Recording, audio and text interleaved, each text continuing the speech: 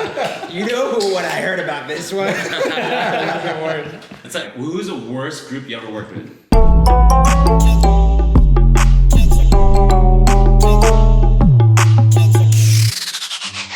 Welcome to KINJAZ KONVOS.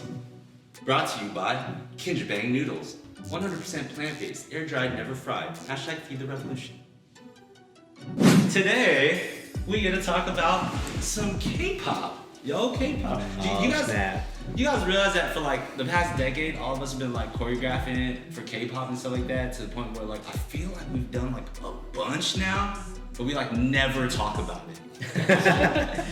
Right? Yeah, that's true. It's like never talk about it. Sure. What is your guys' favorite move or moment that you guys have choreographed for K-pop?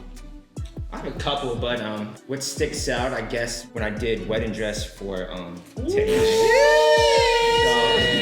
Like, Do it! I remember it. That's all right. That's the end of the conversation.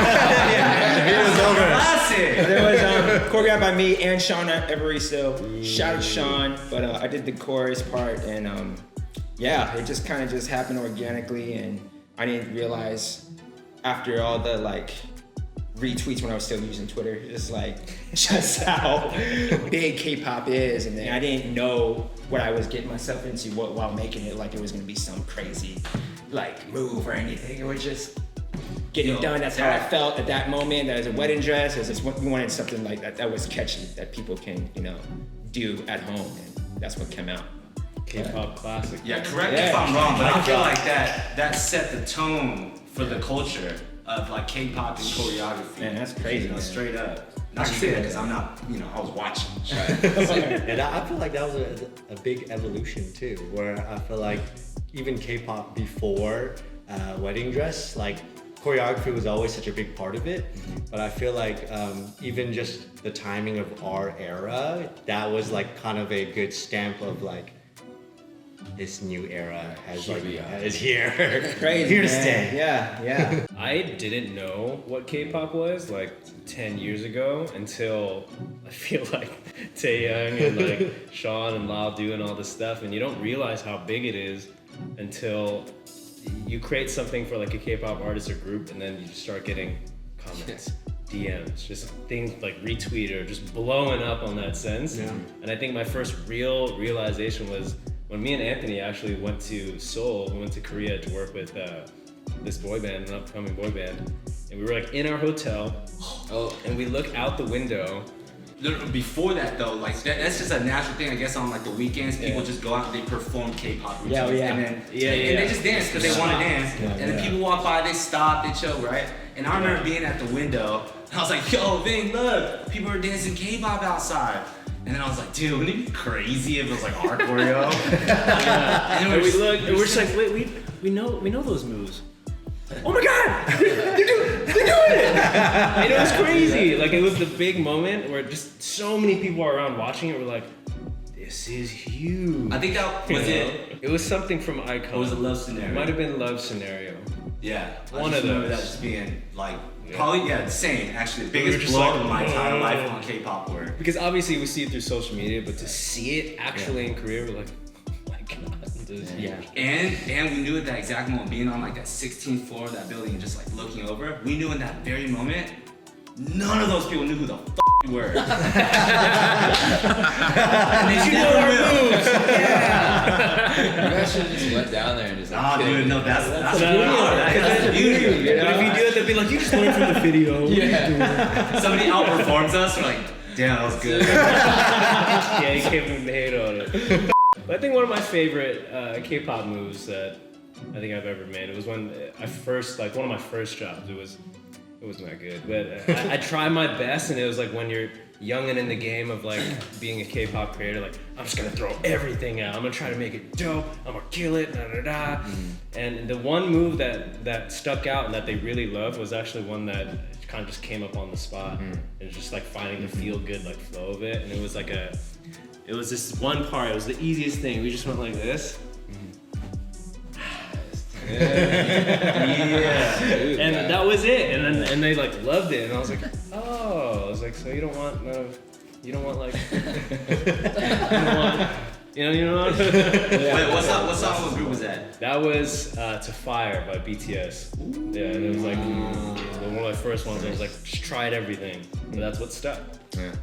I guess personal favorite for me it would have to be Super M, and there's a track called No Manners, and it's actually for their live tour.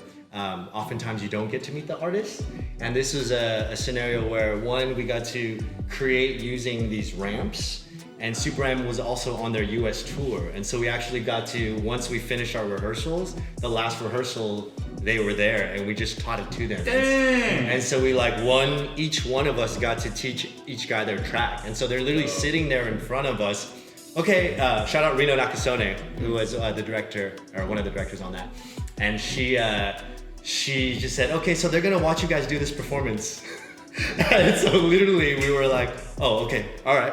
And so we were just performing for them. Like, hope y'all like this. I'm you. I would say like, I don't know favorite move, but I would say just favorite moment is probably the first K-pop that I ever choreographed, and that was for GOT7. It was interesting. It was a new experience for me, and just like you, right when that thing dropped and people found out who the choreographer was, my social media was just like blowing up, and it was the most poppin' it's ever been. Haven't been the same since. Not joking. No, but what track was it? It was called Stop It, or like Hajima or something like that. I don't know if that's That sounds familiar. It was like for their big comeback or something. But later down the line, I had a conversation with Jackson about it, and he was saying that he was like, dude, thank you. He basically was saying thank you to me for using my choreography to like get into the group or something like that. Yeah, we had actually just talked about that on another episode of KINJAZ KONVOS. Well, there you go. Regarding Jackson, where I believe their structure is like they have like TV shows, almost like reality TV shows, right? Where people kind of audition, almost a reality TV show, to become a part of like a K-pop group. So things like that exist. I'm not saying that's what GOT7 was. I'm not exactly sure that iteration, but Jackson was in a format where he had to learn YouTube videos of dance stuff to compete. Right. So you pulled both Break Your Neck from you and what routine was it? I'm Busy or something like that. I'm Busy, yeah. And learned that and was able to win that competition for himself. So that goes deep, man. Yeah, shout out. Yeah, I do remember seeing, well, yes, definitely choreography from I'm Busy and Break Your Neck, like back then on Twitter, and like with just Asian artists and being super confused because it was blowing up. I was like, who? What is this? Learning this. Yeah. This before my Twitter got suspended. Ooh. You guys know me. I love doing like nothing. You know what I mean? Just like less is more, like wordplay type stuff. And it's not even like the dance stuff that I really like. I recently, I think it was when me and you worked on Winner So-So. Oh. Yeah. We're like, yo, what do we do for this chorus? It's like, what did you say? It's like, so-so.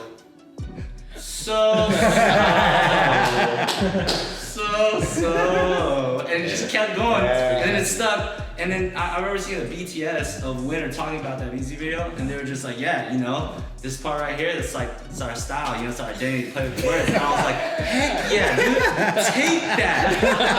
That is your song, baby. You know, and it was just so tight to like take something that's like so basic wordplay for us, but like that's sometimes all you need to translate, and I felt the power of like the simplicity, and I just enjoyed it being able to communicate that way.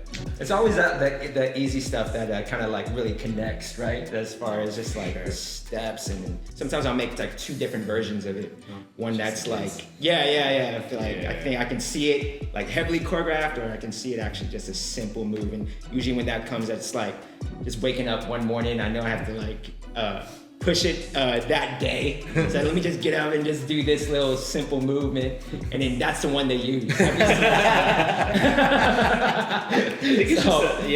You know, just to go off of that. Yeah. I feel like that's just a part of the contagiousness of like people wanting to be involved, or like wanting to dance like with the artist or with us, or if they even know us or whatever.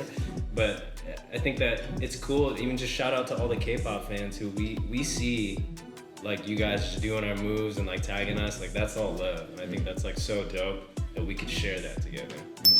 And I think it's kind of interesting to note that like over the years, like the level of dance is like elevating as an entire scene. So even what K-pop dance cover fans were 10 years ago to K-pop dance cover fans now, if they were to battle, K-pop dance cover fans now would smoke fans from 10 years ago because the overall dance ability is just elevating. I mean, I gotta give it up to all those groups, you know what I mean? Like, they got, because when we do it, we don't have to sing. You know what I'm saying? They gotta like rock the whole actual song, do live performance and stuff like that, you know, and performing the whole number, which is oftentimes like on average like 3.5 minutes. Like, that's a performance, you know what I'm saying? Which is why I think I just love and appreciate the K-pop model specifically, because the way that they prioritize dance and choreography, where they're also willing to put up their dance rehearsal videos or different versions of the same, you know, song and presentation just to like showcase the dance, like that is K-pop is like the biggest pop music in the world now. It's not even just like a thing that was in Korea, it's like literally one of the biggest representations of pop music in the world. Like, and just to have a hand in that has been such like a humbling and fun experience, you know, so it's been cool. Yeah, man. Long live K-pop. This episode of KINJAZ KONVOS is brought to you by Kinjabang Noodles. Follow our socials at Kinjabang Noodles, hashtag Feed the Revolution, or check it out at KinjabangNoodles.com. 100% plant-based, air-dried, and never fried. I'm hungry. Sick. Long live K-pop.